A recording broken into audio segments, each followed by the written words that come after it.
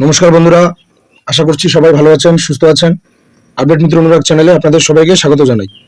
আজকের ভিডিওতে আমরা আলোচনা করব বার্ধক্য ভাতা, বিধবা ভাতা এবং প্রতিবন্ধী ভাতার স্ট্যাটাস চেক করার নতুন পদ্ধতি নিয়ে। পশ্চিমবঙ্গ সরকারের নতুন সামর্থ্য পোর্টালের মাধ্যমে এখন আবেদনকারীরা খুব সহজেই তাদের আবেদনের বর্তমান স্ট্যাটাস দেখতে পারবেন। তো পোর্টালের লিঙ্ক আমি আমার ডেসক্রিপশন বক্স এবং কমেন্ট বক্সে দিয়ে দিচ্ছি। এবার চলুন দেখে নেওয়া যাক কিভাবে এই পোর্টালের মাধ্যমে স্ট্যাটাস চেক করবেন। প্রথমে আপনার মোবাইল বা কম্পিউটারের ব্রাউজার ওপেন করুন এবং যে পোর্টালের লিঙ্কটি দেওয়া আছে সেই লিঙ্কে পোর্টালে প্রবেশ করুন।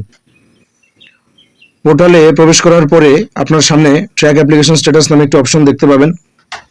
আপনাকে সেই ট্র্যাক অ্যাপ্লিকেশন স্ট্যাটাস অপশনে ক্লিক করতে হবে। ক্লিক করার পরে একটি নতুন পেজ ওপেন হবে।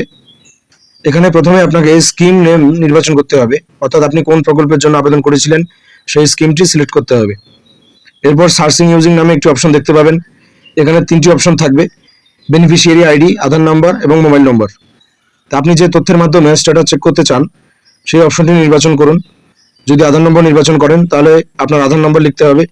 যদি মোবাইল নম্বর নির্বাচন করেন তাহলে আবেদনপত্রের সঙ্গে যুক্ত মোবাইল নম্বর দিতে হবে। আর যদি বেনিফিশিয়ারি আইডি থাকে তাহলে বেনিফিশিয়ারি আইডি ব্যবহার করেও সার্চ করতে পারবেন। এরপর নিচে দেওয়া ক্যাপচা কোড সঠিকভাবে পূরণ করুন। সব তথ্য দেওয়ার পরে সার্চ বাটনে ক্লিক করুন। সার্চ বাটনে ক্লিক করার পর আপনার আবেদন সংক্রান্ত বিস্তারিত তথ্য স্ক্রিনে দেখাবে। সেখানে beneficiary ID, applicant name, address, banking payment status, application status দেখতে পাবেন। এখন প্রশ্ন হলো, স্ট্যাটাসে কি দেখলে বা কি দেখালে কি করতে হবে?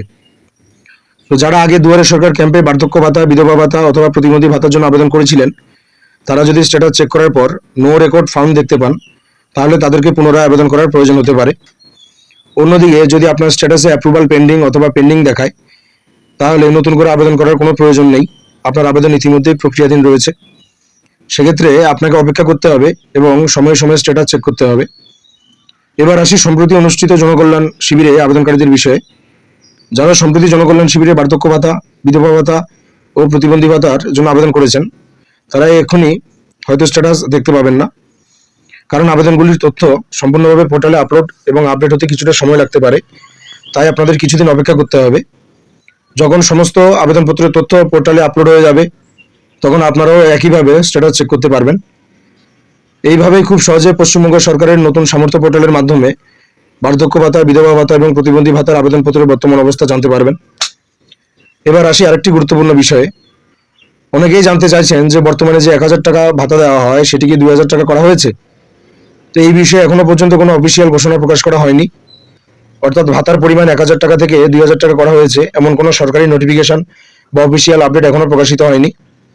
ভবিষ্যতে যদি সরকারিভাবে কোনো ঘোষণা আসে তাহলে সেই আপডেট আমি অবশ্যই আপনাদের সবার আগে জানিয়ে দেবো। তো আজকের ভিডিও থেকে আমরা যা জানলাম, সামর্থ্য পোর্টাল চালু হয়েছে। এই পোর্টালের মাধ্যমে বার্ধক্য ভাতা, বিধবা ভাতা এবং প্রতিবন্ধী ভাতার স্ট্যাটাস চেক করা যাচ্ছে। নো রেকর্ড ফাউন্ড দেখালে পুনরায় আবেদন করার প্রয়োজন হতে পারে। পেন্ডিং বা অ্যাপ্রুভাল পেন্ডিং দেখালে নতুন আবেদন করার প্রয়োজন নেই। সম্প্রতি জনকল্যাণ শিবিরে আবেদনকারীদের কিছুদিন অপেক্ষা করতে হবে এবং ভাতার পরিমাণ 2000 টাকা হওয়ার বিষয়ে এখনো কোনো অফিসিয়াল ঘোষণা প্রকাশিত হয়নি। তো বন্ধুরা, আপনার স্ট্যাটাস কি দেখাচ্ছে? অ্যাপ্রুভড, পেন্ডিং নাকি নো রেকর্ড ফাউন্ড? অবশ্যই কমেন্ট করে জানাবেন। তো ভিডিওটি ভালো লাগলে লাইক করবেন, শেয়ার করবেন এবং এই ধরনের গুরুত্বপূর্ণ সরকারি প্রকল্প, চাকরির আপডেট, স্কিমের আপডেট সবার আগে পেতে আপডেট মিত্র অনুরাগ চ্যানেলটি সাবস্ক্রাইব করে বেল আইকন অন করে রাখবেন। ধন্যবাদ। সবাই ভালো থাকবেন, সুস্থ থাকবেন। দেখা হবে পরবর্তী ভিডিওতে।